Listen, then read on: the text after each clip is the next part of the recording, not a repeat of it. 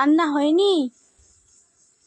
এই তো হয়ে গেছে, দেখো কত সুন্দর কালার এসেছে, দেখো খালি ওয়াও কত সুন্দর লাগছে।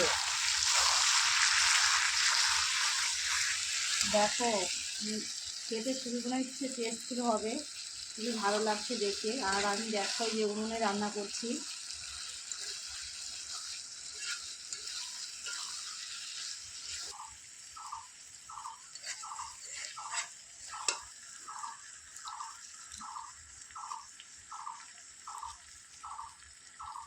দেখো বন্ধুরা কত কষ্ট করে রান্না করছি আমি, এই যে উনুনে রান্না করছি।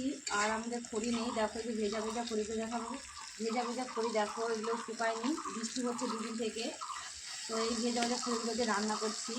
আমার তো গ্যাস শেষ হয়ে গেছে, আমি গ্যাসটা ঢুকাতেও পারছি না।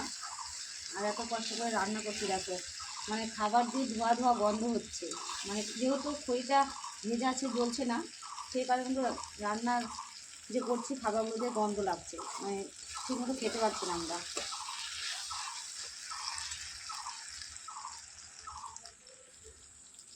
কষা নয় নাই?